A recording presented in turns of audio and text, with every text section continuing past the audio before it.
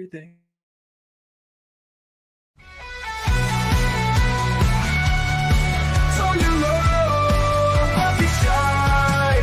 Tug along with the Sunday crew. Geeking out is what we do. Giggle on, it's gonna be great. Don't be late, let's celebrate.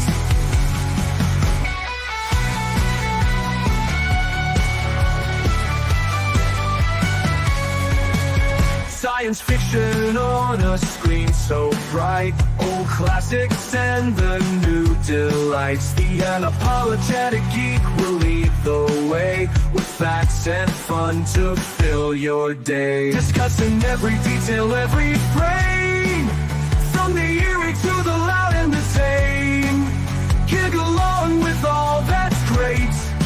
Those Sunday vibes you can't debate. Tug along with the Sunday crew.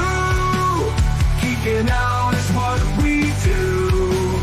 Giggle on, it's gonna be great. Don't be late, let's celebrate.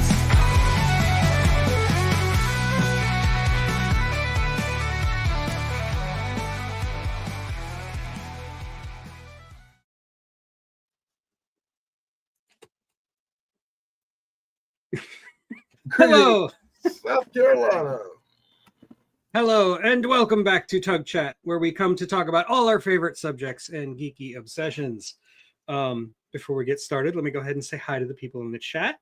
Emily Miller was not listening to the lyrics of that song, and she'll probably be late, but she'll be here. So, hi. Good morning. For later. Or afternoon. Yeah, afternoon, whatever. Yep. Tracy is here, as always. Awesome. Good to see you, Tracy. Just Carolyn is here. And that's it for now. We're just getting started. So, public service announcement for people in the chat. If you're on YouTube right now, check your settings. Make sure your restricted mode is turned off. YouTube has done something really stupid, and they have automatically switched restricted mode on for a lot of people for some reason, and they're using AI to determine what videos should be restricted and what shouldn't. So a lot of channels are seeing a massive drop in viewership because some of their videos for no apparent reason are being restricted, and people are being restricted from seeing them in their feed because their restricted mode is turned on without their knowledge. So double check that your restricted mode is turned off. You just have to go into your settings. It's different for whatever desktop or pad or phone you're on, whatever. So just public service announcement. A lot of YouTubers have been complaining about it. YouTube will probably do something about it in like 3 months. So until then, we're stuck with it. You know, most people would complain about that, but me, I'm thinking, if you've seen my last few videos on the Daily Damn blog, they probably should be restricted. Yeah, probably. Yeah. Well, I'm working on a video for Howard the Duck, so that'll probably get restricted. I can put that with the 108 copyright claims I got last night for videos by somebody from Bangladesh. Apparently, Of course. claimed a bunch of my little shorts about wrestling. For some reason, they think they own that. As I understand it, wrestling footage is the hardest to deal with. Like, everybody will try to claim wrestling footage, and if you do anything from the WWE, they'll nuke you from orbit. No, most of the time WWE will leave you alone as some little third party person that thinks they own it from some little unheard of place. Right, like Bangladesh. I'm banned in seven. I'm banned in 7 territories by this guy who claimed my videos of places I never freaking heard of. Yeah, I've gotten a few not claims, but disputes from like Korea or Peru. I got one from Peru once. That was interesting. Yeah, I don't know, man.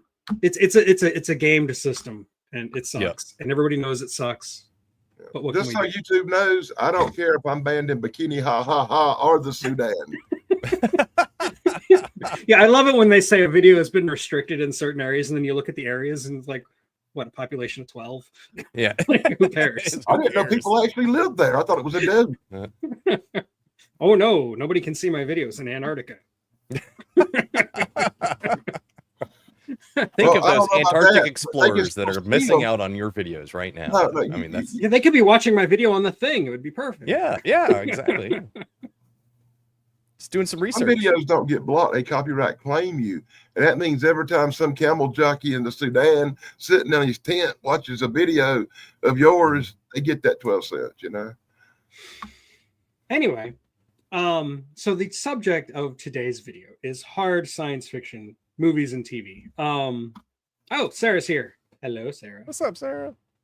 Now, earlier I tried to look up an exact definition of hard sci-fi because I get a lot of flack, especially from indie, for not sticking to definitions. But I came to learn there is no hard definition for hard sci-fi. It basically, the general consensus is anything in science fiction that tries to have some degree of realism is or scientific accuracy is hard science fiction.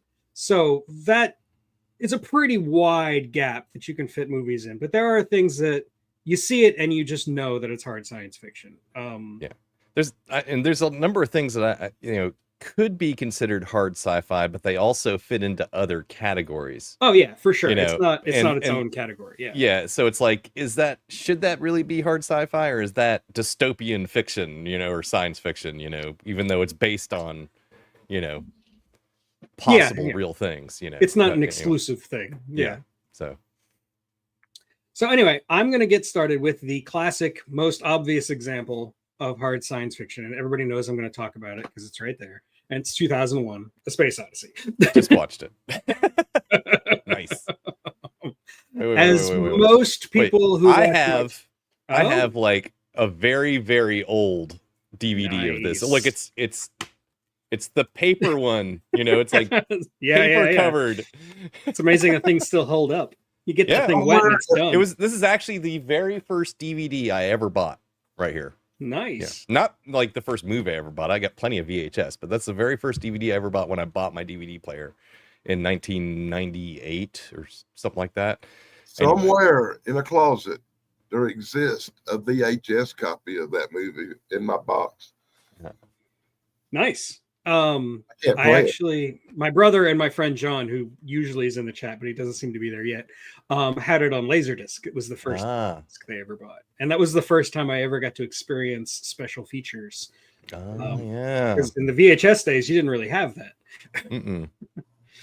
Okay, Slashy Fred is here. Hello. Slashy Fred. Snarky is also here. Hello, Snarky. Anyway, 2001.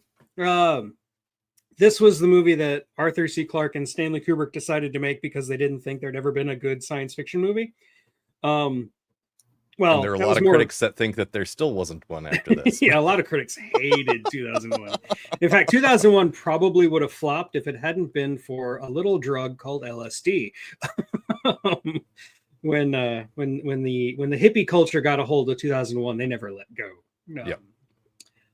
And I think it is an almost perfect movie. Now, I know a lot of people don't like it because it is boring. It is slow. It's hard to tell what's going on sometimes. But for a film nerd like me, it's every single frame has something to say. I freaking love this movie. I love Kubrick's attention to detail is unmatched. And I don't know. I just feel like, sure, it's outdated now because 2001 didn't look anything like that. But it did get a lot of things right that, a lot of science fiction tends to ignore. Like how do you do artificial gravity? How does an artificial intelligence actually work? And what does that mean for human consciousness and all this stuff? Like, there's so much in 2001. I could talk about it all day. But I just wanted to open with that because when you say hard science fiction movies, that's usually the first movie that comes up. Yeah, I completely agree. It was like number 2 on my list, or well, really number 1, but yeah. But yeah, that's one of the best movies of all time, and one of the things I absolutely appreciate about it is the soundtrack, the score that they put along with it, just the classical music, and the way that they kind of synced up, like which song was it during the whole space station scene, the ballet song, Blue Danube, that one? Yeah.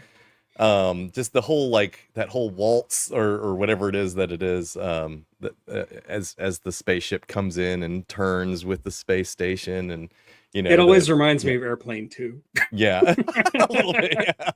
Yeah. Just everything about that whole scene is like, you know, perfect. Just the you know, how everything's perfectly choreographed with the music and so on and so forth. It's just great. But yeah, I just love that movie for all of the different space scenes, the way they're done. You know, especially in the first half of the movie, or the second, I guess, act of the movie, really. You know, it's brilliant. I mean, it was groundbreaking special effects at the time. I mean, nobody had done anything like that as good as that, at least, you know. So, no, and like yeah. it holds up really well even today. Like Yeah. I would put this against any of the CGI vomit that comes out. Yeah, it's all practical effects. What year did it come out? 68. Yeah. 1968. It's right before we actually, you know, Went to the really moon. went to the moon. Yeah. Yeah.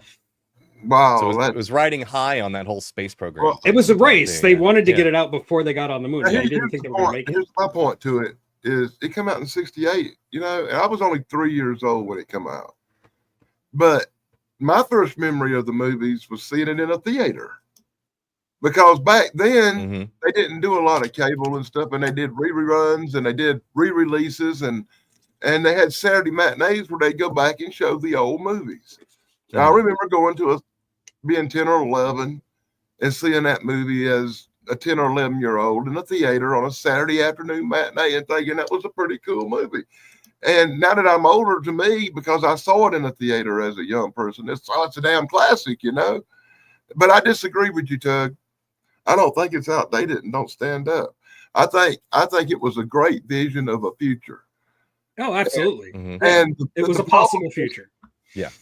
And the problem ain't that the movie don't live up and that the movie don't carry on to date. It's that mankind didn't live up to the future the movie predicted. We're the the failures, not the movie, Doug. Oh, I completely agree with you there, because they, like, you know, excellent point. Things, you know, society, technology, everything was progressing so quickly by the 1960s. You know, every day it seemed like they were coming up with something new, and so they just project that out 30 years. Let's see, you know, or 35 years or whatever. Let's see where we'll be, you know. And that's what they thought. They thought we'd be there by then. They didn't think that. We all thought that, man. Yeah. I remember growing up in the 70s.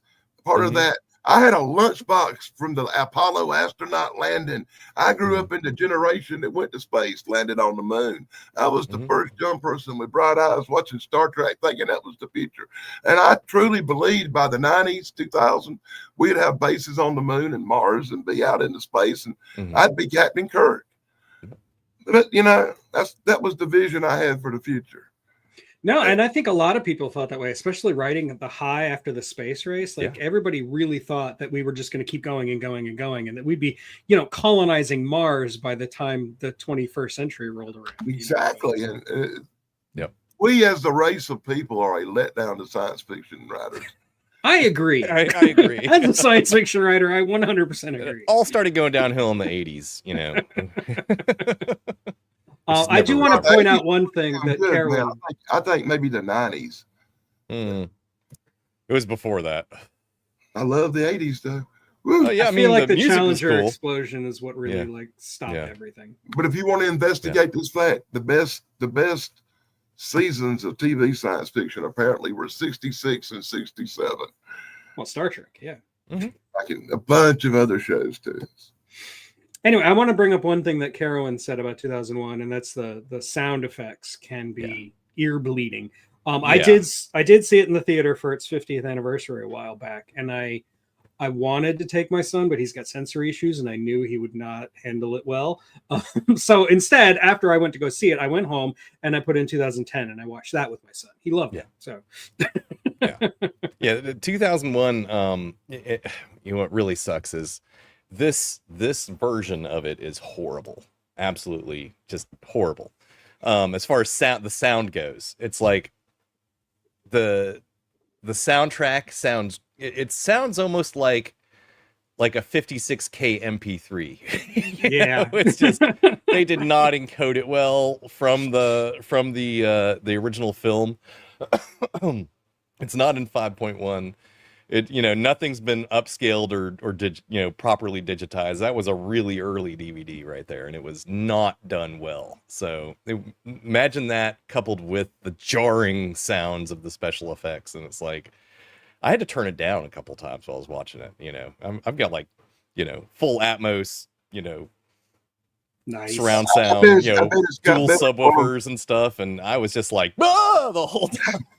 I bet it's got better quality. I bet it's got better quality than that bootleg VHS from the 80s I got back. It sure as heck does. I guarantee that. But you know, it's like one step above that. I guarantee it. You know, it's Yeah, not if you're gonna good, buy it so. today, Yeah. definitely get like the modern Blu-ray that was Yeah. released a couple of years ago. That's based off of the Mhm. restored cut that Christopher Nolan put together, just digitally remastered. It's not like they didn't add anything, because that would be sacrilege to Stanley Kubrick. Yeah.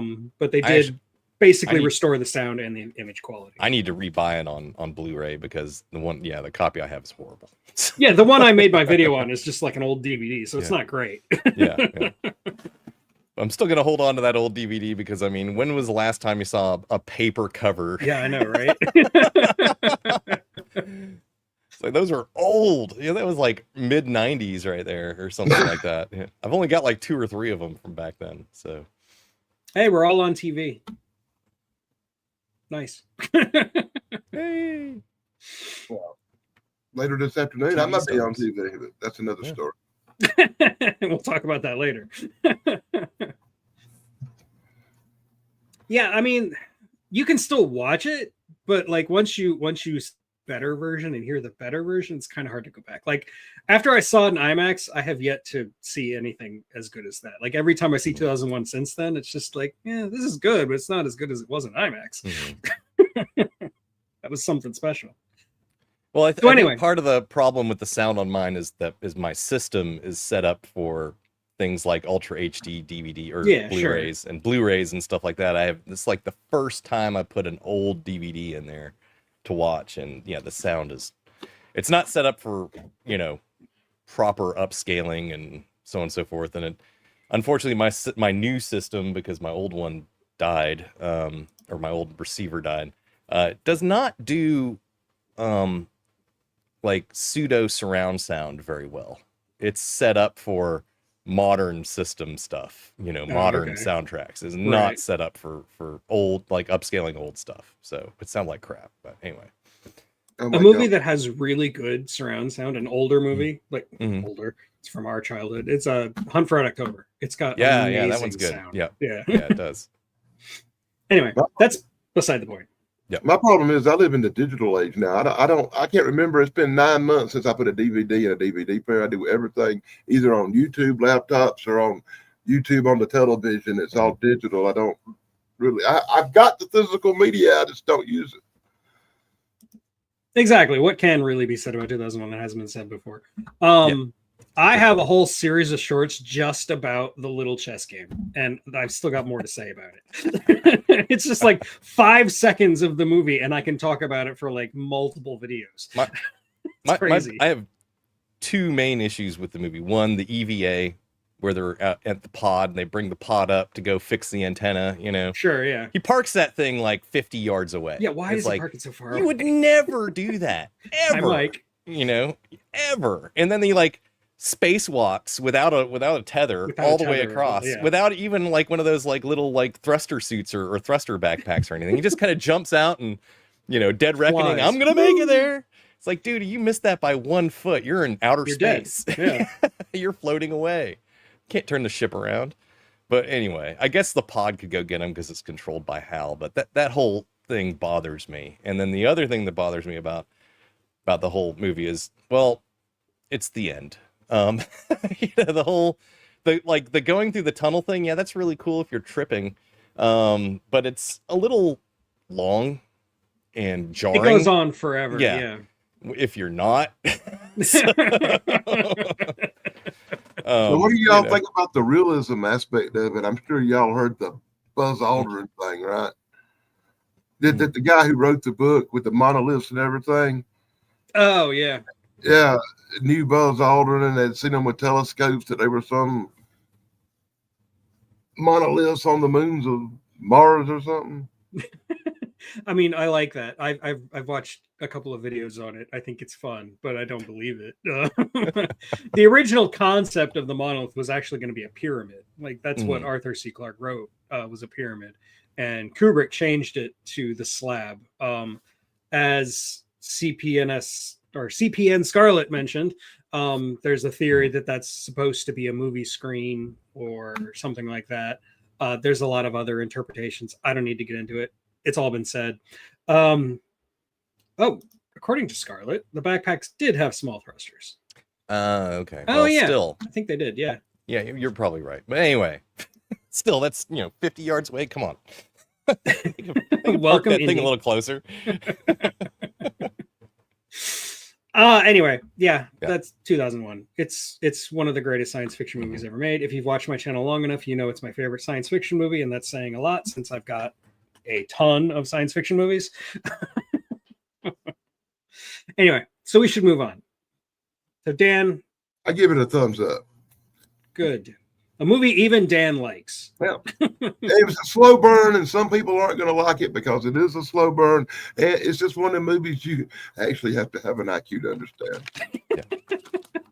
I'm sorry, but some people didn't. No, you're not wrong. An attention I'm span sorry for longer the than people that who of a didn't like goldfish. it and didn't understand. I You think have it's to have an attention span of some I sort. worry that the modern day TikTok generation is just never going to find it. I guess I will proceed. They'll have to watch it in like 30-second shorts, or Oh, Watch my shorts about the chess game. Yeah. There you go. I guess now I should present to you the technological nightmare of the 20th century.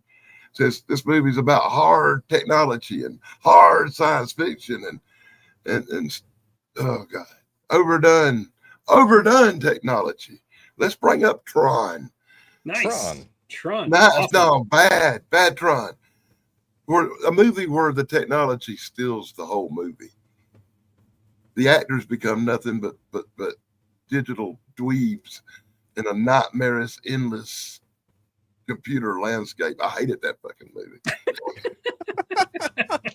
And I played the guy, and then it got me hooked playing the stupid video game till my knuckles bled for a movie that I couldn't stand.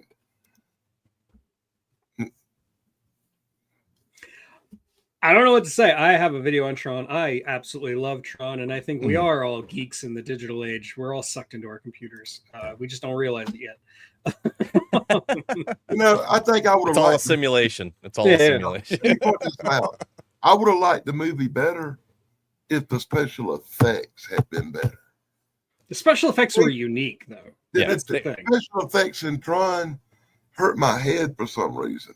They were trying to do something different than had been done before. Had they used practical special effects, they could have made it a lot more realistic, but the whole idea was to be inside a computer, and this is what they envisioned the inside of the computer was. Actually, a lot more of that movie is practical than you think. I know. It's just they it's I watched the whole making of it, and it's all like basically layered and so on and so forth.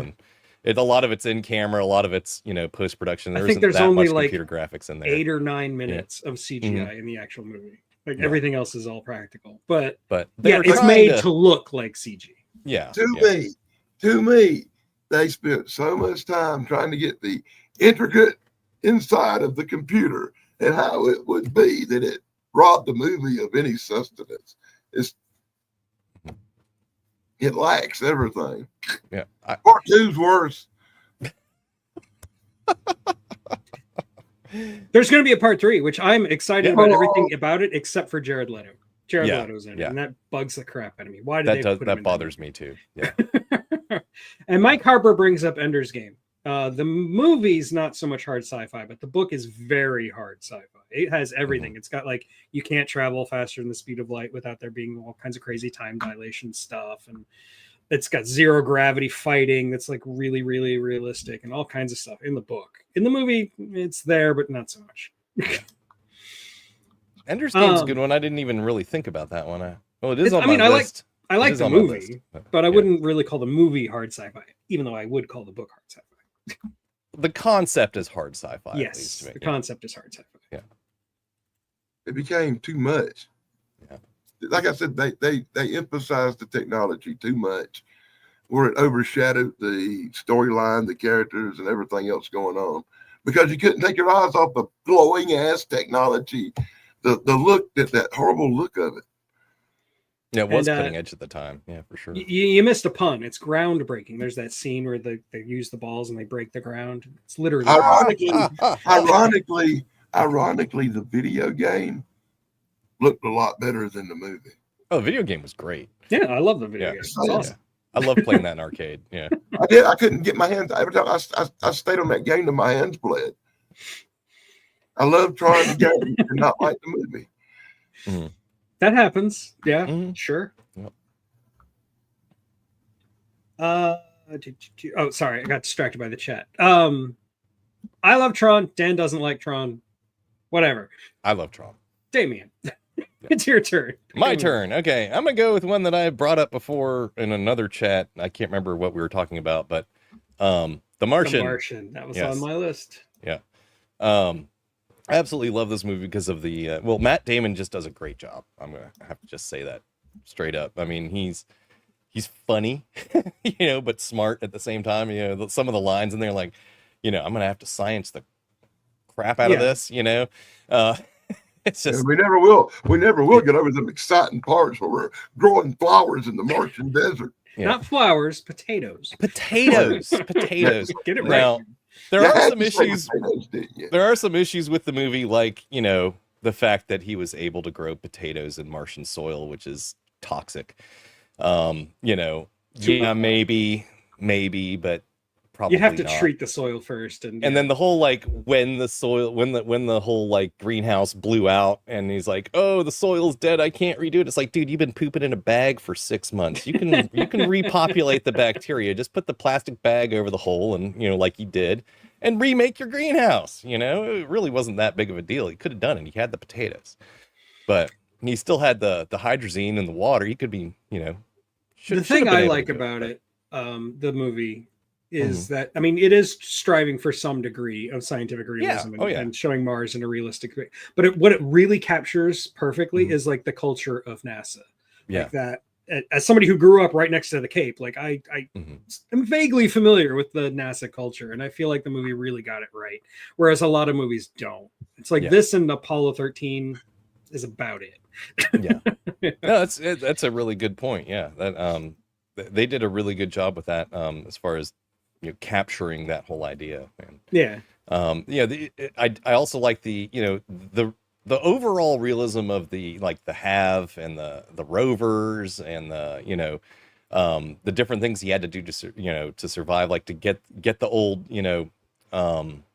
what was it, the old probe or whatever it was to be able to contact or the old rover and station or base station that he had to bring back to be able to contact Earth again because his radio was broken, all that stuff. Right. Yeah. And the the whole, like, when he got into like the rationing of food. And anyway, I don't know who they got to, or how they did the whole end scene there where he's getting changed and they show him like so thin. Did Matt Damon actually lose the weight, or did they get a body double of some skinny dude? I don't know. never did look into that. So it was probably a combination of a body double and some CGI. Yeah, probably. Yeah. So I'll say one thing about The Martian. It makes 2001 look like Star Wars. The Martian does have its slow parts. I will give you. Oh yeah, you can say that. It's a Ridley Scott movie. You kind of know what you're in for. And Fred brings up a good point. It's one of the few movies where they go to Mars and there's not like aliens or crazy people living in a cave kind of stuff. Like, don't get me wrong, I love those movies, but it's refreshing to get a movie where they don't do that, where they resist the urge to do that. Like, you remember the movie Mission to Mars? Mission to Mars. Yeah.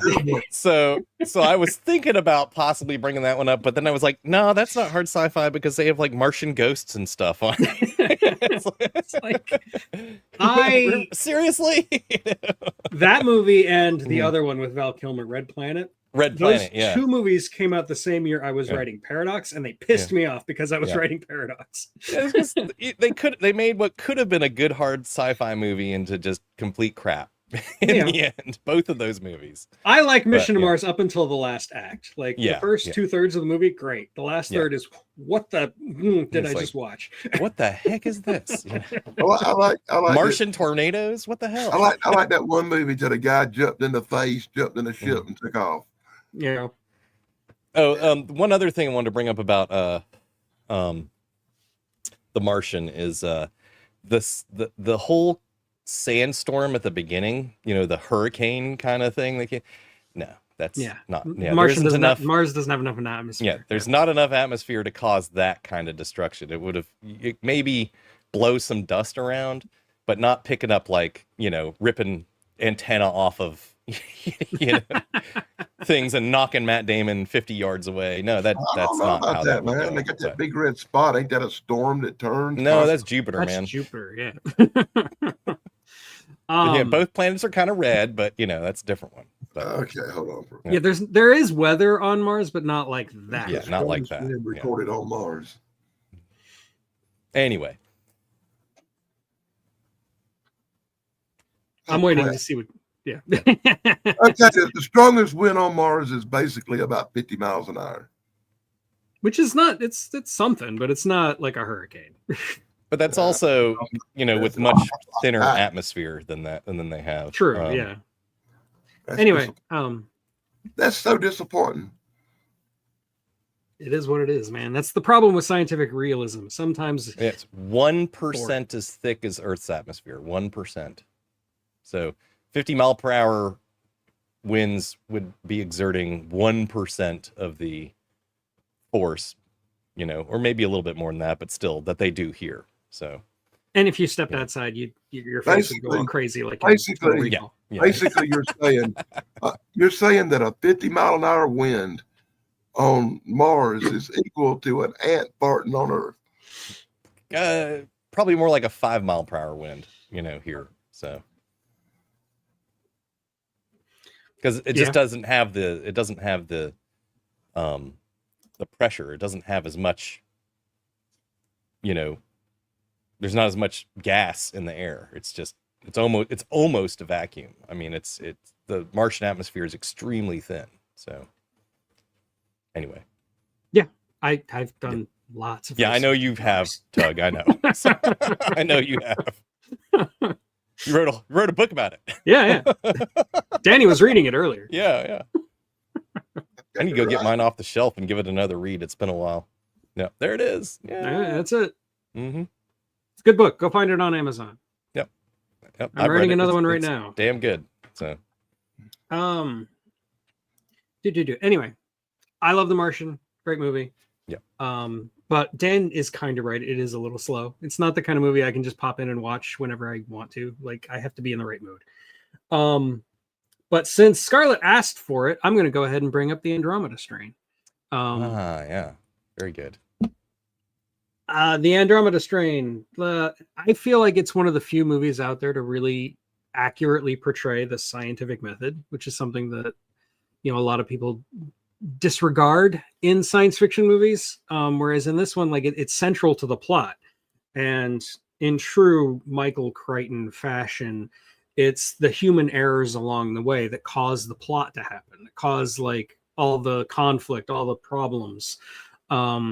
It's not the science itself, it's that humans are flawed and they make mistakes, or there's unintended consequences to, you know, things you don't foresee, like what's her name? Kate. I can't remember her name. The woman character who has the epilepsy. Like, you can't foresee that necessarily happening because she's keeping it a secret, and you know that causes a lot of problems, which I do take issue with. If you watch my video on it, I explain why that plot point actually doesn't make sense. But that's beside the point. Dr. Ruth, thank you. Yeah. I really appreciate the movie's efforts to be scientifically realistic and to show the scientific process in a realistic light. Now, could there be a secret underground government facility where they're studying viruses that come from outer space and have a nuclear reactor just in case? Yeah, absolutely. Pretty much. Probably is. Maybe several of them. Was Dr. Ruth played by Shirley MacLaine? She's Kate no. Reed, Kate Dr. Reed. Ruth Levitt. She does look a lot like her, though. I give you that. Yeah. I remember that movie where the people's blood turned to powder and Yeah. they had to That's the throw one. it on the people. Yeah. I thought that has to be the most exciting movie ever made about germs and laboratories. Pretty much, yeah. That's a good movie. The only movie I can think of about germs and laboratories where nobody really does nothing but look through a microscope. That freaked me out and was actually good and moved at a pace better than The Martian. Yeah, on paper, it shouldn't have worked. Like, it should be a boring movie because all they're doing is, like you said, looking at microscopes or moving around little plates with the mechanical arms. It's boring. But I remember when I saw that as a kid, that opening scene where they go to the small town and everybody's dead, that freaked me out. That scared the crap out of me. Yeah, that movie scared me when I was a little kid. It freaked me out bad. I was expecting aliens to jump out of a doorway or something. I know. You know? And they're just like sitting there. Than that. You see them like doing everyday things, like you know, they fell over while grocery shopping, or there's a guy sitting in the barber chair, you know, just getting a haircut and dies. You know, it would have been less scary for me as a kid if aliens had jumped out of the doorway. And... I know, right? The whole thing for me, it was a lot more terrifying than a monster. That you could open something that fell from space and it killed the whole town. Yeah, that's more terrifying than a monster. Yeah. Scarlet's in New Mexico. That's ironic. That's why you wanted to talk about the Andromeda strain. Oh, and hi, Emily. How's it going? Glad to see you here. Makes you feel any better? New Mexico is probably where that base is. Exactly. Yeah. Probably. Maybe it's under Area 51. I personally believe if there ever was anything super like alien secret in Area 51, it's not there now. Why would they keep it there? Oh yeah, that thing's just there for show now. That is a popular misconception by the public that they were ever anything like UFOs at Area 51. Testing they never had a freaking UFO at Area 51. That's where they built stealth bombers and exactly spy planes. Now, if you go 5 miles south of there to a place called S4, that's where they got the freaking UFOs and stuff. It's in the side of a mountain with these 5 hangar doors. I love it. I love you, Danny. You're awesome. You gotta know where they keep these things, man. Yeah. He's keeping tabs on it so he can go visit it someday. That's that place over there called S4 right there. See, off to the side, about 5 miles away. That's where your guy Bob Lazar worked. Right. Yeah, he told all about that stuff. And I will say, Indy, talking about the Andromeda strain, as with a lot of Michael Crichton stories, I feel like they fall apart at the climax. And I feel like the Andromeda strain, where he's like climbing through the core, being shot at by lasers, is a little stupid. But it's typical for Michael Crichton. Like I talked about Prey a couple of weeks ago, where it's a book about nanotechnology and then nanobots running amok, and the hero saves the day by kicking the cloud of nanites in the face. How does that work? Have you read Micro? No, I haven't. The one that was written, was finished after he died, using his notes, and then I know about it, but I haven't read it. No. It's pretty good. It's pretty good. It's like Honey, I Shrunk the Kids, the horror version. Nice. You know, which is really what it would be like. It's more like what it would actually be like if you were shrunk down to the size of an insect. So like a hard sci-fi version of that. That sounds interesting. Hard sci-fi version of Honey, I Shrunk the Kids. Yeah. Cool. So where the ants try to eat you instead of like, you know, being able to ride them or whatever they did. I love me some Michael Crichton. So. I recently got into a debate with somebody who said that Michael Crichton was just using the Frankenstein formula of science running amok. And I'm like, not really. I think Michael Crichton was more about human nature running amok, whereas the science was actually fine. Like there was nothing wrong with the science. It was the people that were the problem. Yeah. Chaos theory, you know, like all that. Anyway. Yes, the lasers were the big budget action scene of the film. That was the whole part where he gets shot by a laser in the face, and then he's just like, oh, it's like, dude, there's a little tiny burn on your friggin' cheek. You're not, it's not gonna kill you. Agreed. I've had a little secret labs in mountains makes sense before, man. It could be painful. White sands. Yep. Oh yeah, that what is that? Entrapment? Yeah. Sexual harassment. Yeah. Okay, so that was Andromeda Strain. Danny, it is now your turn. It's a tie in my brain right now for the next two overdone technological nightmares. I really want to bring up Alien Earth, but I haven't watched it yet, so no. I haven't watched it. I'm going to try to hold off on the thin butt nightmare and go with something that everybody will be a little bit more familiar with, like Terminator.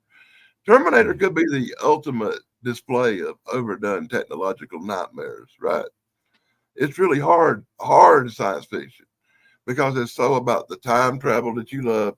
It's so about the metallic men, we call them androids, or what would a Terminator be? What would you call that? It's a cyborg. Yeah, cyborg, it's a cyborg, right? yeah. That's the word I was looking for. And that it has to be the ultimate future technology, hard science stuff, right? No, and I think it definitely qualifies as hard science fiction because it's kind of an obsession of science that, like, what if we let artificial intelligence go too far? Like, what'll happen? And everybody uses Skynet as the classic example because of this movie. Yeah. I think we might be there already, buddy. Yeah. But I have to point this out just because it was mentioned earlier in the chat. Terminator is kind of standing on the shoulders of movies like Colossus, The Forbidden Project, and other things that talked about evil AIs taking over the world. Yeah. Not an original idea, but still like the best example of it. I friggin' love Terminator. Don't get me wrong. Yeah. Just newsflash, James Cameron's not an original person.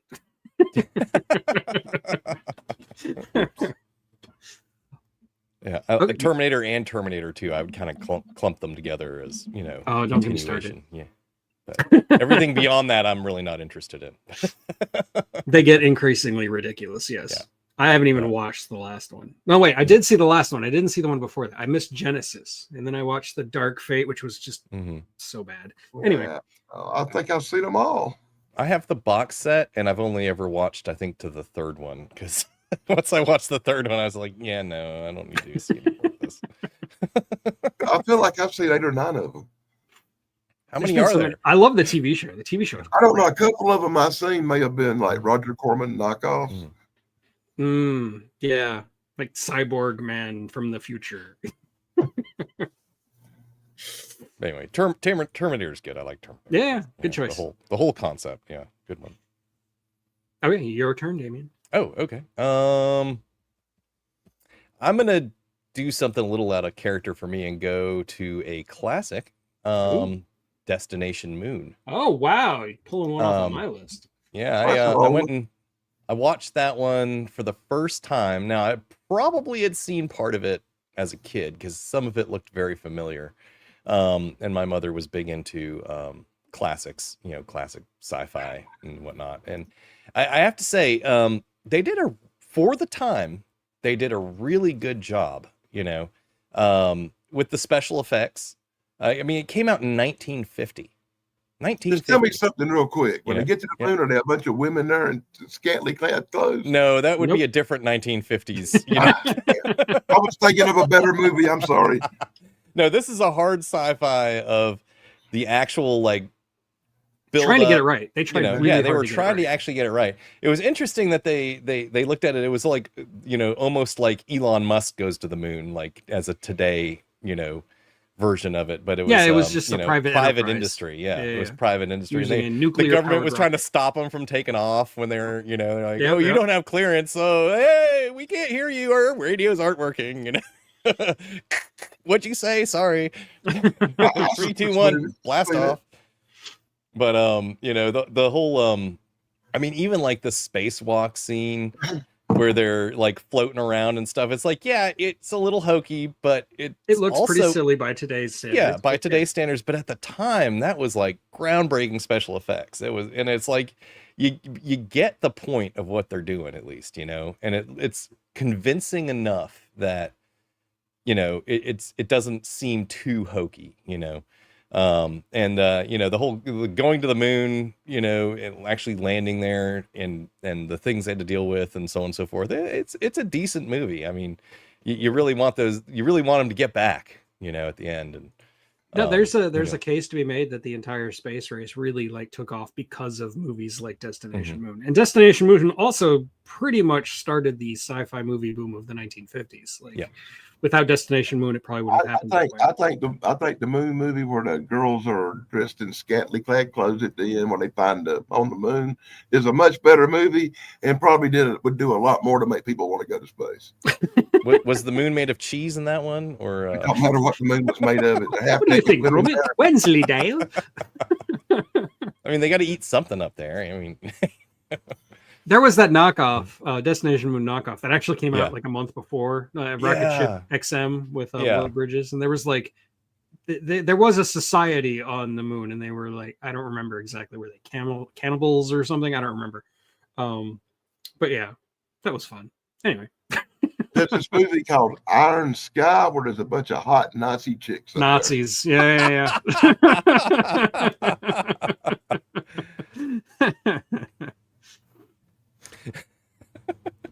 I'm just stunned you picked Destination Moon. That's like right up my alley. By the way, Iron Sky is a lot better movie than that. well, I decided to watch it because I had watched your videos on it, and I was like, that looks pretty good. So I went and watched it, and I was like, yeah, this is actually a pretty decent movie for the time. Yeah, it's a little hokey, but I mean, it's 1950. Yeah. It's actually really good for that year, for the special effects of the time. You just and there's a lot of realism in it as far as the things they have to deal with, like having to lighten the spaceship to get back to Earth because they used too much fuel on their landing because they botched the landing, and stuff like that, and just some of the just the hurdles they have to throughout the movie from the beginning to the end, just all of the different little obstacles they have to overcome, and then of course the special effects were actually fairly reasonable. The whole like inside the cabin when they first become weightless, of the takeoff scene where their faces are like use tape. I thought that was hilarious. I was laughing the whole time on that. Yeah. It's a good movie because back when we only had 4 channels, they showed it twice a year on TV, on Shock Theater. Which movie? This one? Destination Moon. Yeah, okay. It's a good movie because guess one of them Shock Theater movies you saw when we only had 4 channels. Yeah. It had Woody Woodpecker in it. Yeah. Oh yeah, that's the other thing. It had Woody Woodpecker in it. I love that whole Woody Woodpecker video. It's like reminds me of like going to Disney when I was a kid. And like some of the stuff that they had on, it was, of course, wasn't Woody Woodpecker, but they had, other animations, of different, future technologies and whatnot that were kind of like that in a way. But anyway. And yeah, Carlos is right. When he and Kubrick were talking about making 2001, and Kubrick was saying there were no good sci-fi movies, Clark had a list of a couple of different sci-fi movies that he thought were good enough to consider, and this is one of them, Destination Moon. I actually watched Destination Moon on YouTube for free. Really? So, yeah. Oh, okay. It was on YouTube, so I did not you know watch that. the whole movie. It's of course it's got commercials, but hey, hey, it's still free. Yeah. And because of George Powell and his friendship with the guy who made Woody Woodpecker. I can't remember his name off the top of my head. I'm sure you'll get me, Andy. It's in your video. It is in my video, yes. Everybody watch Tug's video on this because it gives you all the info. Gives you all the inside scoop on everything. Yeah. So anyway, that's all I got to say about Destination Moon. I'm sure you might. Walter Lantz, thank you. Yes. Yeah. Destination Moon is a great movie, very important movie. It's fun to watch. It's very colorful. I highly approve. Since you picked a classic, I'm going to go with something slightly more modern. It's still like 20 years old. And that's Primer. That's my favorite time travel movie because I feel like if time travel ever was invented, it would probably look like this. This is a movie that was made on a budget of, a couple of scraps of paper and maybe a quarter that they found in their pocket. And it's basically, have you seen it? I have not seen Primer. That's one of the ones on my list to watch, though. Okay. So it's a movie about 2 guys who are trying to, I don't remember exactly the nature of the experiment, but it's about like changing the weight of objects using technology that they build in their garage. And they accidentally create a time machine. And it takes them a while to figure out that that's what they've done. And then they start using it to actually like travel through time. And the way they do it is very different from other science fiction movies. And when things go weird, they go weird really, really fast. And that you could have a whole dissertation trying to pick apart what exactly is happening in this movie because it gets so confusing so quickly. I just, like I said, I feel like if time travel were ever really invented, it would look exactly like this. Like it would be two guys in a garage who accidentally create something and it spirals completely out of control. So yeah, Primer, I highly recommend it to anybody who likes hard sci-fi because they really do go into in-depth detail to try to make it seem scientifically realistic. I think their research budget was much more than their camera budget. But yeah, there's a few movies out there like that. I highly, highly recommend it. And if you haven't seen it before, absolutely see it. It's called Primer, Primer. I haven't never even heard of that one. That's really? It's on like my from list. 2003, 2004, somewhere in there. Yeah, well, 2003 and 2004 didn't go real good for me, so that's no surprise. There's- I might have there's missed a few movies during that time. There's a what? There's another movie My wife had passed away, and I was Oh. kind of out of my mind back then. So Yeah, I'm sorry. I missed a couple of movies and everything. Well, you should go check out Primer. Yeah. Yeah, You'll probably hate it. There was another movie that came out around that time about like a comet or something in the sky, and like these people are having a house party, and they Coherence. Coherence. Yeah. That's I love it. that movie. It's That's very it, yeah. similar in feeling Yeah. to that. Yeah, It I feels was a going lot to say like it sounds similar to that as far as like, yeah, Coherence goes downhill fast. Like, you know, it's like Exactly. At first It's it's the same just thing where confusing. You and don't then it's realize like- how screwed you are until you're Yeah. in the thick of it. Yeah. and then you're like, oh crap. Anyway, I am pronouncing it Primer because that's what the director calls it in the audio commentary. There's your answer. instead of primer. Instead of Primer, because everybody else calls it Primer, but the director called it Primer, so I'm going to call it Primer. And yeah, I like time travel movies also. I'm a big fan of time travel. I wrote a whole book about time travel. So Would Millennium be hard sci-fi, or would that just be No. kind of no? Okay. Just stupid. I love Millennium for pretty much the Other exact reasons. opposite reasons. Yeah, because it's so silly. Yeah, I love the 80s hair. That's the reason I love Millennium. I love the android in that movie, but This is not the end. yes. Anyway, Okay, Dan, so that I think was it's my all- pick. I think that's you next there. Yeah, that's you, Dan. What do you got? I've got time travel for you, Tug. A TV show from the 60s that dealt in time travel and a lot of other technological things that went with it involving time travel, where they did use modern technology in the Old West. And it's called The Time Tunnel. Are you familiar with this one?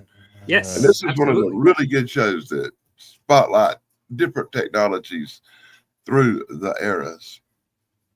No, it was like a very important TV show for like somebody like me who reads a lot of science fiction about time travel and who watches a lot of TV and movies about time travel. I feel like the time tunnel really like popularized it to the point where it became like a thing. Like time travel became a big thing in TV, and because of that, I love the time tunnel. It's a great show.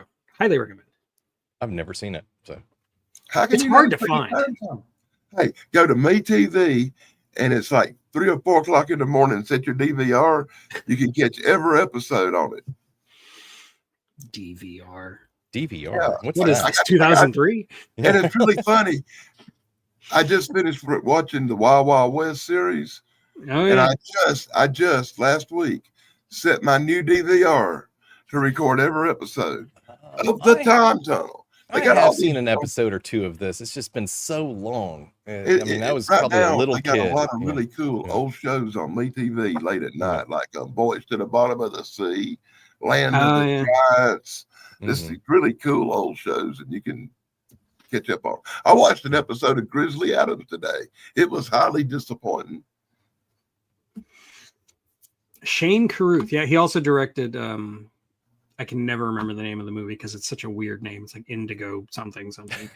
And then he got embroiled in a essay scandal, we'll say. So Mhm. he's not in Hollywood anymore. Time, great. Yeah, I think I saw it probably at Nick at Night at like 4 a.m. because it's where I caught a lot of my old TV. Because when I was in high school, I was nocturnal. I stayed awake at night and I slept through school. And there was a lot of Nick at Night watching, and I think that's where I saw it. Yeah. My first period college algebra teacher could not understand how I could sleep through class every day and still get A's on it. Yeah, exactly. As long as you still pass the test. I just did the friggin' homework. Read the book and did the homework. But anyway.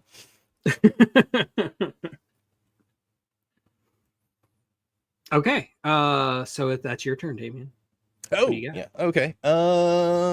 Eeny, meeny, miny, mo here.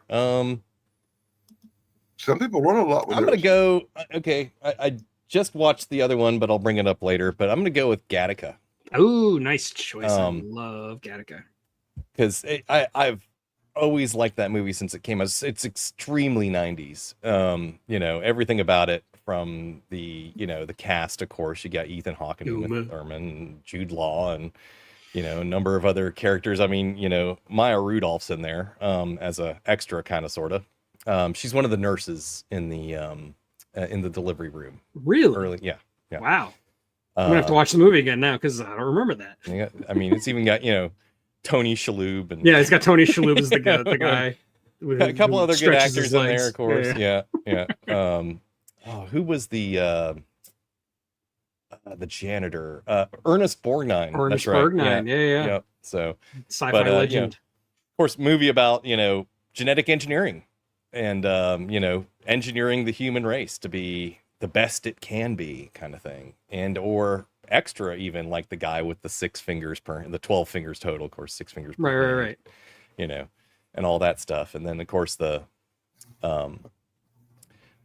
fight, or not, I wouldn't say fight, but well, I guess it kind of is a fight in a way against that, you know, and that, you know, what is it to be a normal human being, and, you know, to not be defined by your genetics, but to be defined by, you know, what you're capable of, you know, outside of what the, you know, the genetics say you're capable of. You know, it's like a, you know, a classic, you know, fight against, well, in, you know, in some way, shape, or form, racism and things of that nature, or sexism, even, like literal racism. Yeah, exactly. You know, there's something wrong. There's something wrong with the fabric of the universe today, where you two guys are bringing up movies that I haven't seen. You've never seen Gattaca? Holy crap. They played it on TV like every other day for I just never watched it because it looks boring. It's a little boring at the beginning. It's a little I remember slow, it. I know what it is, but I skipped it. It's one I haven't gotten around to yet because it looked like it sucked. Kind of one of those movies that you have to be into the premise at the beginning, you know.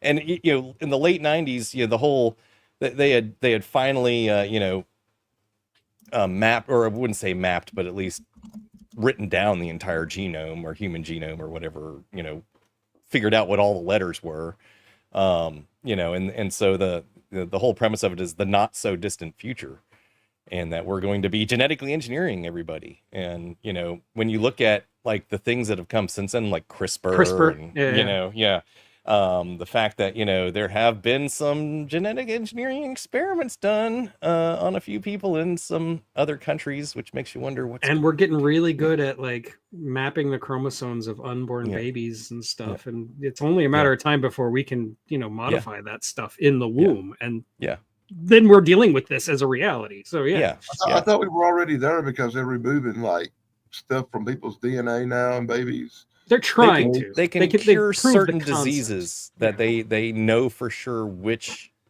genetic. It's really just the first step. We're pretty much getting there. Yeah. This is something we are going to have to tackle, and this ethical dilemma presented by this movie is a very real one. And that's why this movie's kind of terrifing, is because you can totally see it.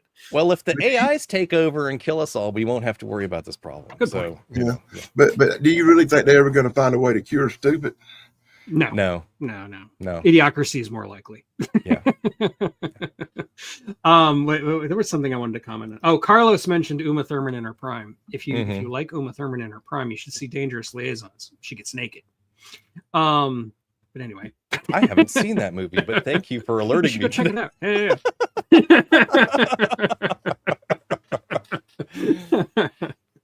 Have you ever seen Cruel Intentions? This is like the I serious think I version. have of seen it. Cruel Intentions. Yeah. It's based on the same play, Dangerous okay. Liaisons. Gotcha. Anyway. Where have all the people gone? I've never heard something that. on Gattaca that always kind of gets me is when they're going to get on the spaceship at the end, they're all just in business suits. Yeah. It's like they don't get like in special, like, outer space gear, spacesuits, or even a jumpsuit, or, anything that's more utility. It's just, come on to work, just wearing your regular shoes and crap and your business suit and get on the rocket here and shoot you off to Jupiter. Right. You're going to spend the next 2 years of your life on that thing in your suit. Kind of worked the same way in the end of Close Encounters, didn't it? Kind of, I guess, yeah. Just send them all on the alien ship. Yep. And you under the assumption they're going to give you something else to wear when you get on. You're just going to be naked. Oh, yeah, Mad Doug and Glory. Good point. Sorry, distracted. Gattaca was definitely on my list. I definitely wanted to talk about Gattaca. So, and you said it. You pretty much said it all. So, awesome. I guess we'll move on. Let me pick.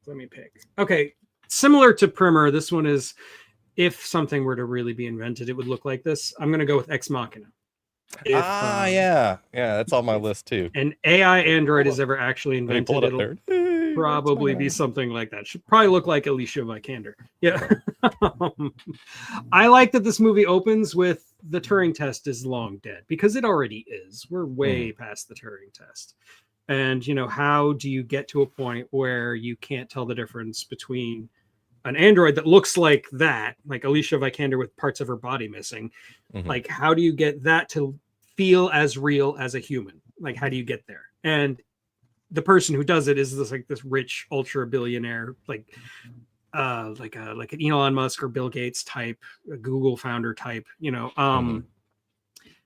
They're gonna do it in their mansion for really weird reasons, just because they're bored and they have weird fetishes, and it'll get away, it'll escape, because it'll fool some sucker into believing that it's a real person who is in need of help, and that it cares about you, and then it cares about you, care about itself and its own motives, and then it's really sexy, so you don't think about it too hard. I think that could happen, and that's terrifying. And that movie 100%. Ends on a really scary note, because you never 100%. Really know.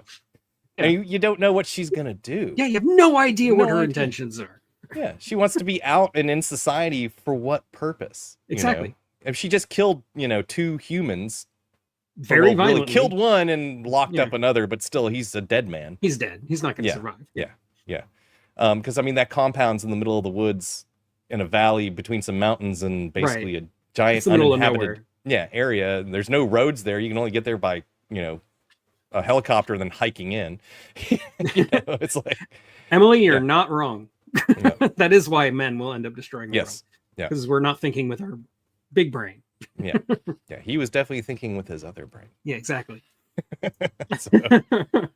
As was the guy that created her too, as evidenced from his hidden dungeon there. And that was the movie that introduced me to that. We need more fembots. More fembots. He had plenty of fembots hidden in his closet. One for every day of the week, really. And he was weirdly violent with them and stuff. Anyway, he had some violent tendencies. He was a creep. Yeah. He was control freak, creep, megalomaniac.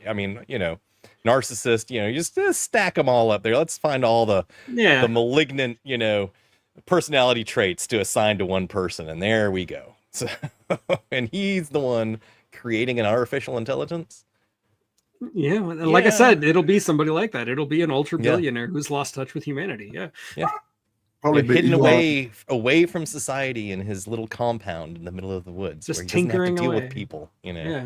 So that's the future. That's the future. Yeah, it's scary. Anyway, But so what? Back to the point. What is she gonna do? She just killed two people, and she's in society and she's got that little smirk on her face at the end, like watching people walk by. It's like, Yeah.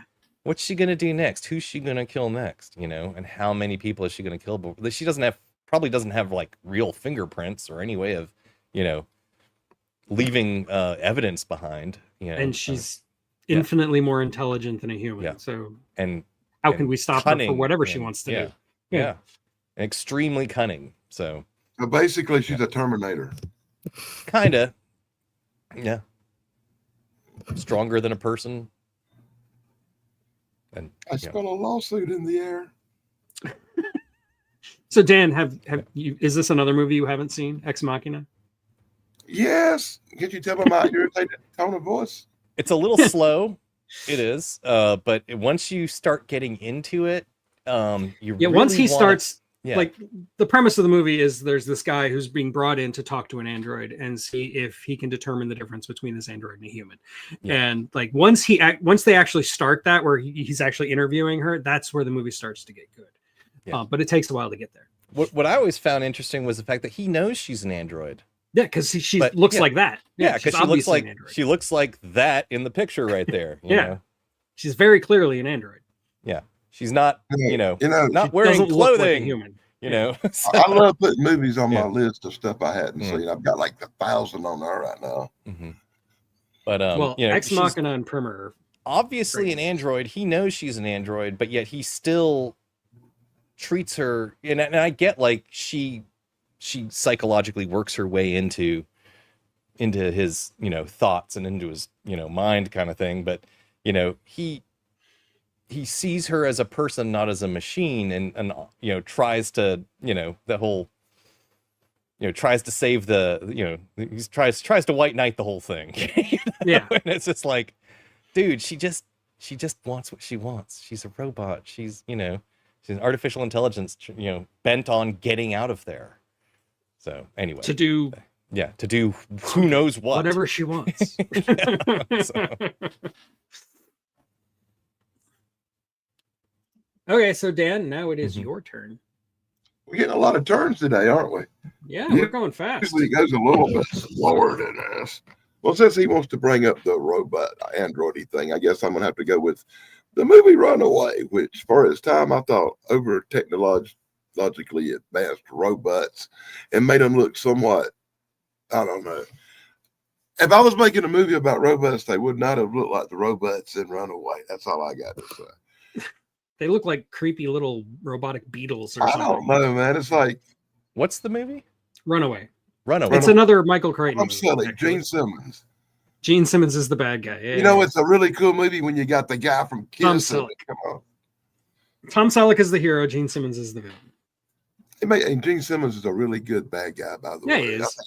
I think that's one of the few things he ever done that really, really was a good piece of acting. He played a really good bad guy in that movie. But And the robots robots, are the star. they creeped me out. Tom Selleck in it? Tom Selleck, yeah, he's the Okay, hero. yeah. Okay. Those robots this creep movie. me out. Oh, I haven't seen this movie in years. They're like little Yeah. stop motion bugs, basically. Yeah. There's the Okay. worst robots I saw that that ever way existed. back in the 80s on TV, Yeah. and that's the last time I ever saw it. But yeah, that's. Yeah, I I remember think that's that the movie. last time most people Yeah. saw it. Yeah.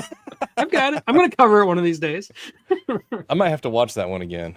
So It's worth a watch once. Yeah, it's good. Once. But you're right. Gene Simmons pretty much steals the movie. He's great. And he does it by being a bad guy, but he doesn't actually ham it up as much as you'd expect him to. I don't know, he's really good. He was in another movie with Rutger Hauer called Wanted Dead or Alive, where he's even a better bad guy, like a Bin Laden kind of character. Right. I've heard of Yeah. that movie, but I've never seen it. It's awesomely better than Runaway, but Runaway is what it is. It's like you said, it's hard science where they're trying to predict the robots of the future. I found it to be so freaking disappointing because I did not want my future with robots to look anything like that. and the plot is supposed to take place in 1991. So Yes. it's like 10 years in the future. 10 years in the future. They're little bug robots running around. Yeah. I think it kind of presented a grim future too, by the way. It did. Mhm. Yeah. It was a little It was dark. a little pessimistic, even for Michael Crichton. Yeah. I don't think he wrote it. I think he just directed it. I may be wrong about that. I really don't know who wrote it. I'm going to look it up. Give me a Most of minute. the time, I don't know who wrote a story, honestly. That's not something I go into in detail about movies. Oh, he did write it. Okay, he wrote and directed it. Okay. What did Gene Simmons play in that movie? The It's been bad so guy. long. He was the oh, that's right. Okay, yeah. Dr. Yeah. Luther, apparently. I was gonna say, I remember Tom Selleck and Lex Christy Luthor. Alley, and I remember that. Yeah, the kid from the Flight of the Navigator or whatever. Oh, yeah. Yeah, Joey Kramer. And I remember those little robots, and I remember guns and stuff like that. But that's about all I remember. Gene Simmons is the There were bad some guy. creepy little nasty robots too with the little needles, and they would stick in you. Yeah. Oh, God, I remember that scene. Acid Yeah. would burn you from the inside out, man. It was horrible. I think that movie inspired one of my favorite episodes of early Next Generation with the conspiracy bugs, like crawling. Yeah. Yeah. Uh, Okay. Well, I guess it's your turn, Damien. Okay. All right. Well, then I'll Rocking go along. with the other one that I was thinking about a minute ago, Interstellar. Oh, crap. Fell out. I think it just went Interstellar. This is actually the one of the early Blu-rays that came out, and it came with a IMAX Like a frame. frame. Yeah, I don't know if you can. Can't really tell what it is, but I can see You that have it's to hold a it up cell. against something. Cell of It's- some it- sort. Yeah, it's him, and it's the when his son's driving, and they're after the whatever the drone, Right. and they're just about to go over the cliff, and then he's like, "Stop!" That's the scene that's on. Anyway, on the cell there. Yeah. Anyway, Interstellar is to me a great movie. It's a little slow at times, but other than that, I mean, that just the way some of the things in it are a little bit odd, like some of the ships and whatnot. How do they fuel going down and coming back up on these little, basically shuttles that don't have booster rockets on them, going down to a planet and coming back up? That's a little off. Yeah. Considering they're using, chemical fuels, and as far as we know, and the other idea of, the blight taking over the entire world, and basically killing everything. It's like, yeah, but Earth is still a better candidate, even with that going on, than any of the worlds we see in Absolutely. Interstellar. Stellar, but they're the portrayal of the black hole and the whole concept of time dilation and gravity and speed and The so on and so gravitational forth. time Yeah. dilation stuff is something you never see in Yeah, sci-fi and movies. just the way they picture the black hole, that was like the first time in a movie that they really did it right, where it's a three-dimensional hole, Sphere. black hole. It's like a sphere, It's yeah. a sphere. It's like when they're talking about the wormhole, and he was like, well, why is it a sphere instead of a, it's not what I thought it would look like. And he explains it to him. He's like, well, normally when you explain this, you'd use a piece of paper and you poke a hole through it, and that's how a wormhole works. He's like, yeah, well, this is a two-dimensional plane. Representation. What's right, a two-dimensional, projected into three is not a circle, it's a sphere. So, it's just the fact that they actually explained all that out and, made it look realistic in the movie. It's like, that was pretty cool, I thought. So, I really like the movie just for the premise and the ideas in it. But of course it has its issues, like all science fiction. Well, I mean, you have to take some liberties, of course. Yeah. And there's some things in the movie that it's trying to represent visually that it's almost impossible to represent visually, like the whole Tesseract reality in the end. Yeah. Like, you can't do that. Like, Yeah. That was they pretty did the cool, best. though. It's I'll have to very say cool that- looking. yeah. He did a really good job of making it interesting, but there's Yeah. no scientific accuracy to that. Yeah, It's just yeah. cool. Yeah, it's a 3D representation of one room being spread infinite across time, infinity. Yeah. Yeah. That I thought was pretty neat. And it's just the ways he interacts with it, with gravity and whatnot. Yeah, that was pretty cool. The science advisor on that movie was the great Kip Thorne, who was basically Stephen Hawking's best friend. They had a lot of like crazy bets together. He's still around, I think. I'm not sure, but his book is also one of my primary scientific references for Paradox. So, Ah. I like Kip Thorne a lot. He's very cool. What else is there to say about Interstellar? You have any other input there, Tug? Have you seen it? Surprise, Matt Damon. I've actually seen Interstellar. I thought it was a really good movie. It is. It's a lot. It's Christopher Nolan, so it's very loud and pretentious, but I like that. I'm a big fan of loud and pretentious, so I don't mind. I actually, when I watched it again the other night, and actually, in fact, I watched it last night. I forgot how long that movie is, by the way. It's very long. Up way past my bedtime. So I was like, damn, this thing just keeps dragging on. But yeah, it gets loud at times. I had to turn it down a few times. I was worried that, I have dual subwoofers on the system, so I was shaking things off the walls in there during some of the rocket launches, and I was like, yeah, I gotta turn that down before something falls and breaks. Oh Lord. Anyway. I will say it does one thing really, really well. Like that the gravitational time dilation scene where they go down to the planet and they lose years. I really appreciate how they use this scientific concept to have an emotional character moment right after. Like Matthew McConaughey watching his daughter grow up like suddenly and just the weight of all that emotion hitting him. Yeah. Like, even if you don't like Matthew McConaughey's acting, which fair, I think he does a fine job, but I think he does a good job in this movie. Some people don't. Whatever. I still think that I really appreciate the use of a hard sci-fi concept to create such a human emotional moment for the character and for the story. That's stuff. That's fantastic stuff. That scene alone makes the whole movie for me. And that planet too, just the whole idea of it being basically a sphere of, it's got a few inches of water over the whole thing, and otherwise it's just a sphere of rock underneath, I'm assuming, but that the gravity from the black hole is actually pulling up all that water into a giant, enormous mile-high wave, that circles the planet. There would have to be, 2 or 4? I can't remember. I think you have to have a minimum of 2 favorite scene from the whole movie. Yeah. It's so cool. That's my favorite scene from the whole movie when that guy goes, that's not a mountain, that's a wave. Right. Yep. That's my favorite thing in the whole movie. Yeah, but that was pretty cool. And just those concepts, and then the other planet they go to where it's so frozen, the clouds are frozen. The clouds are frozen. And they're like on the upper layer. Yeah. I think it's pretty neat. They're basically walking on clouds the whole time, but that one didn't even have a surface apparently. So come on, that movie made you want to stay on Earth no matter what. Yeah. I think that was the idea. Yeah. Fix Earth. Don't rely on other planets. That's kind of the plot. That's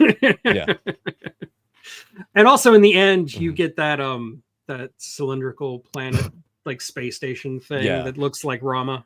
But it's only one of many, by the way. It's only one of many. Yeah. They had multiple stations. So. Oh, speaking of loud and pretentious and Rama, the director Denis Villeneuve, who recently did the Dune movies and did another movie we might bring up, he's actually making Rendezvous with Rama. And I could not be more excited about that. That's cool. Anyway. I have not read that book, but I have read the synopsis on it and whatnot. And, it's that looks like it's Arthur C. Clarke, so it's got a lot of really cool concept, but not much of a plot. Yeah. So I'm looking forward to seeing what Denis Villeneuve will do with it. Well, I'm sure they'll make some changes to make it more interesting. I'm sure. Yeah. Like have actual characters instead of just blank slates. Yeah. I love Arthur C. Clarke, but he had his problems. Okay. So I guess that means it's my turn again. Oh, one last thing about Interstellar. Oh, if okay. I ever hear that poem again, do not go quiet into that. It's like, God damn it, dude, quit it. It's like you've said it enough times. Anyway, sorry. It's like Scarborough Fair and the Graduate. Oh, it's like every time he opens his mouth, he's reciting that poem. It's like, come on, man, that's Stop enough. it. That's Just enough. Stop it. Anyway, so go ahead. Sorry, just had to say that. Well, since I already mentioned Denis Villeneuve, I might as well just go ahead and say it. Arrival. Yeah, it's on my list too. A very cool like alien movie. Like aliens are very hard to make seem hard sci-fi, like because it's such an unknown. But I feel like Arrival does a good job of making it so that you wouldn't really be able to comprehend it no matter what. And it takes this scientific concept, which is actually more of like a psychological concept, but it is scientific of I can't remember the term. It's linguistic determinism, something like that. The language makes you think. It makes you like how you think is differently, represented by how Yeah. you speak and all that stuff. Yeah. And language can change how you actually perceive. Yeah. perceive the universe. Yeah. I really like that it extrapolates that to an extreme degree, to where like if your language is complex enough, you can basically project yourself into the future and stuff. I mean, it's wild and it's not Mhm. exactly realistic, but I think it's really cool at demonstrating the concept so that anybody could really understand it. The fact that she can, I don't think she's necessarily projecting herself, but just simply, if you think about it, like just like the language is circular, you know, like She's just like remembering she's just the future, remembering something that isn't happening in her present but does happen in her future, so it's part of her. It is her, you know. And the way the movie does that, like by yeah. showing you all these flash forwards that you think are flashbacks until the end, is just that's filmmaking genius, man. Yeah. Oh, that threw me for a loop the first time I watched it. I was like, as it's supposed to. I think the word you're looking for future. It's confusing. Yeah. It can be confusing. Yes. Yeah. Well, it's majorly confusing, especially if you're stoned out of your mind. Yeah. Don't watch Arrival when you're stoned. Yeah, definitely not. No. It's weird. Yeah. It's actually one of my wife's favorite movies, but when she wants to watch it, she doesn't actually watch the movie. She just puts in all the special features. Like, why not watch the movie? It's like, no, I like the special features. Okay. It's a good movie. I have it on Blu-ray, but I cannot for the life of me find it. I think I loaned it to somebody, and I'm learning more and more as I go through my library of, I know I have that movie. Where the heck is it? And it's like, I'm probably loan that. So no, but I'm not loaning any more discs to anybody ever. So go pay the $5.99 on Netflix and watch it yourself. I'm not loaning it out anymore. Because it is gone. So yeah, Indy is right. It very quickly does go from hard sci-fi to fantasy to magic. I mean, it does. I'm not going to deny that, but I appreciate it anyway. I like how the aliens are not what, stereotypical aliens in any way, shape, or form. They're these, they're like hands, septopods. Yeah, they look almost like a hand walking, but it's got like a giant friggin' balloon above it or something. Right. Like giant. Ironically, that same thing you just described, you don't like, it is crawling around in Alien Earth. Ah, really? Okay. Episode 2, the ship. Yeah, there's something exactly like that in there. I've got to watch it. I got to catch up on Foundation first. You see, on Alien Earth, the ship that crashed didn't just have xenomorphs; it had other things on there too. Well, I mean, that's one way to stretch it out into a TV show, I guess. Oh, no kidding! And they're stretching the shit out of it. They run out of that wasn't enough to stretch it out. They had to start throwing in robots from the 70s, stem butts, and all kind of shit. I expect a $6 million man to show up and fight him here in a little while. And yeah, you're right, Carlos. Do not confuse Arrival with The Arrival. Very different. The Arrival's a much better movie, by the way. Charlie Sheen and aliens with backwards knees. Yeah, that's a much better movie. I like it. It's very. I like The Arrival. The Arrival's a good movie. It's a fun movie. Yeah. Are you kidding? It's one of the 2 or 3 movies that Charlie Sheen made that's actually worth a shit. I do not disagree. It's not a comedy, Anyway, Dan, it is now your turn. What is your last pick? This will be the last pick for the day. Oh, I got one for you that really, really takes technology to the limits. Our technology and theirs. Our technology versus theirs. I got Independence Day for you with Jeff Goldblum. Now that movie screams hard science fiction. You know what's hard about it? Watching it.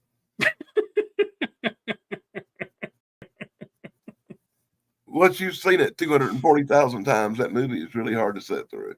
And believe me, I've seen that movie more times than I care to admit because it's that damn good. Or at least it was the first 2,000 times. I love in theater. That was an amazing movie to watch. That was, on opening night. That was it was an event.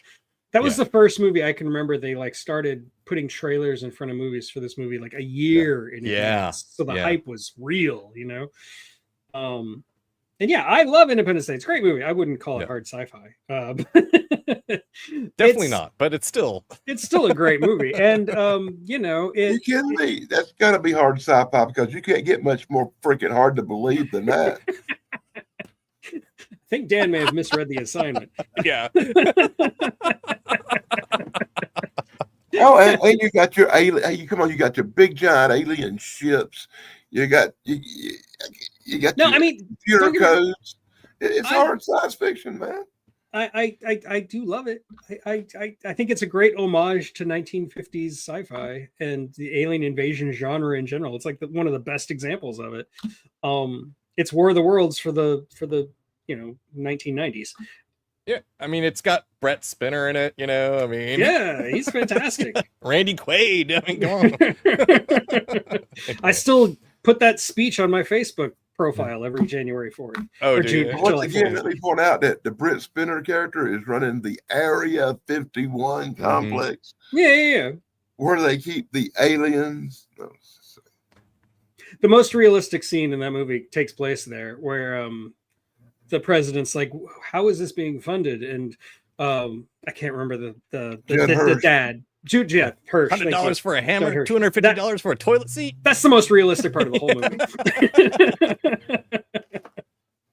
That's actually one of the parts the government wanted cut out. Well, of course. That's why they refused to help them make the ending of the movie. Look, my wife was a government contractor for many years, and that's incredibly accurate. Yep. Well, they got to hide that money somewhere, Yeah. Well, you can't have a stupid secret space force if the whole world knows about it. The greatest movie we've ever made. Kind of defeats the part of secret. Mm-hmm. Oh, Slasher Fred's going way classic. You want to go all the way back. A trip to the moon. A trip to the moon, yeah. Is that the one all the way back? The spaceship sticking in the moon's eye? Yep. That's the one. Yeah. Yep, that's the one. The moon's made of cheese. It's like 25 that's the movie you have to read because they don't have no dialogue. It all pops up on little silent. cards. Yeah. It's a silent movie. Made way before sound. And once again, surprising I'd actually seen that one, but not Destination. Once again, sadly, that's a movie I've seen way too many freaking times. Why have I seen that 1,000 times? I don't know. Anyway. And Will Smith cussing out the alien. That's a great scene. I'm sorry. Like, welcome to Earth. Thrash isn't here, so I can say this is the movie that made me love slaps the alien like it's Chris Rock. It's like this and Men in Black. Mm-hmm. That's like perfect Will Smith. He's great. Yeah. Everything else he's done, not so much. Keep my wife's name out of your.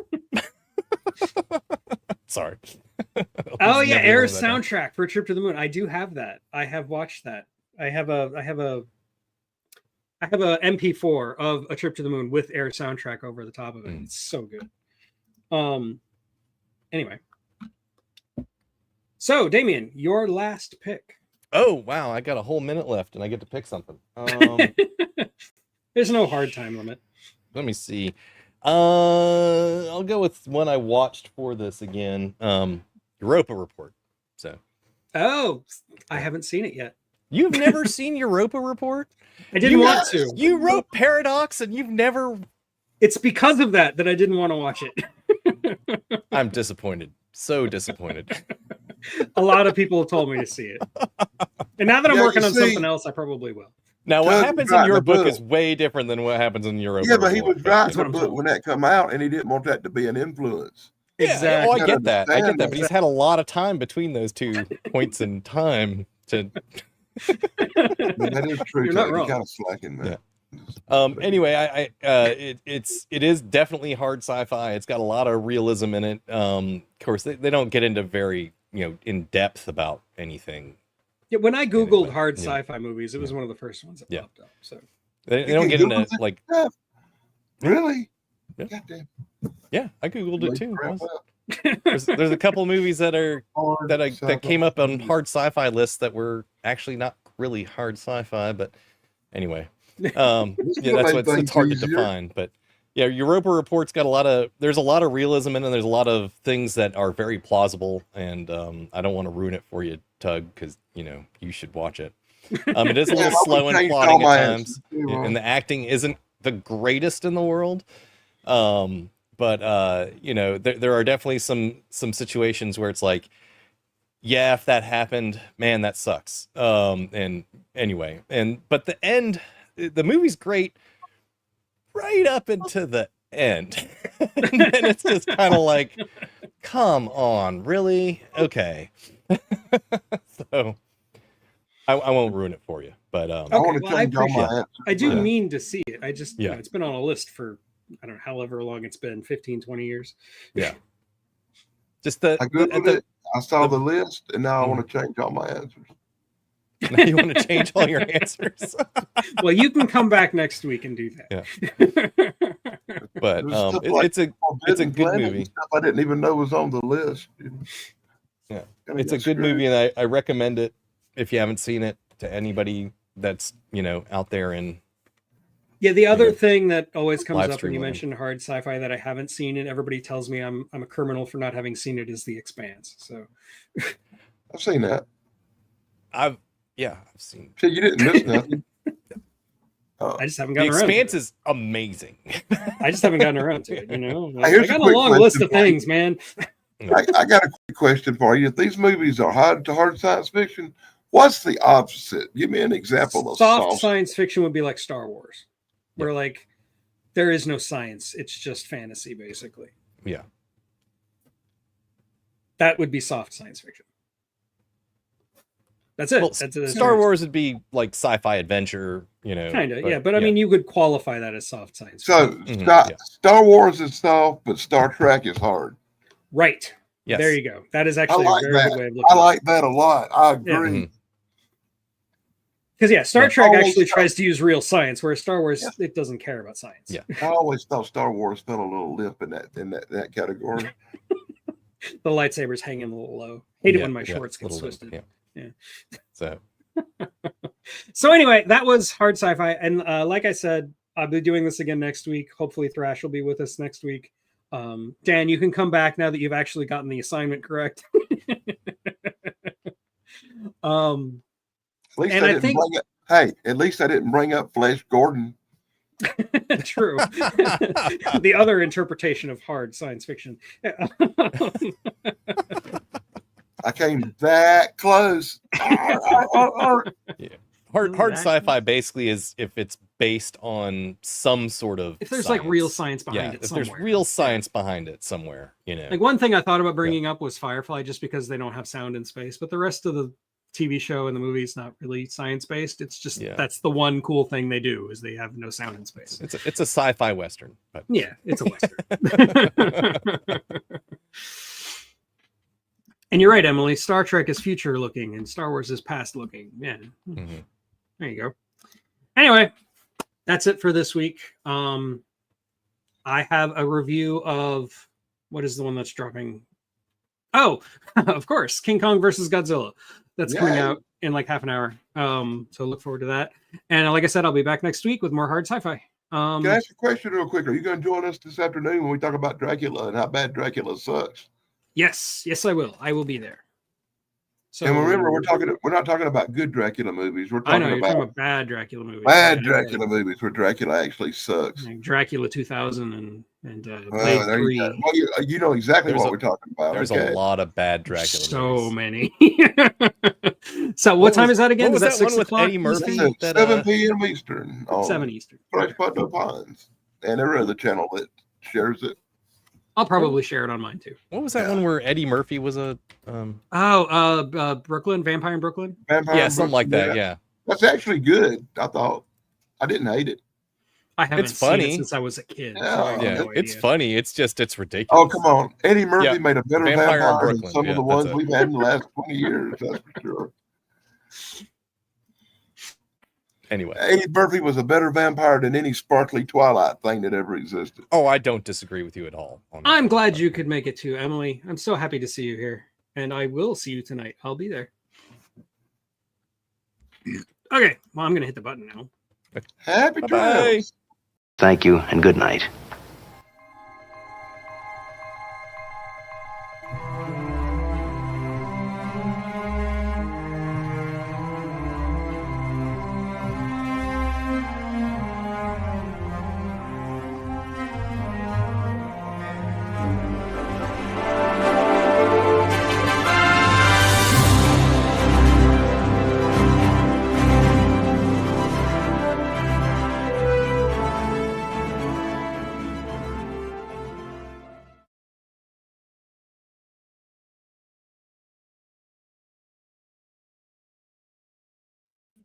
And we're out.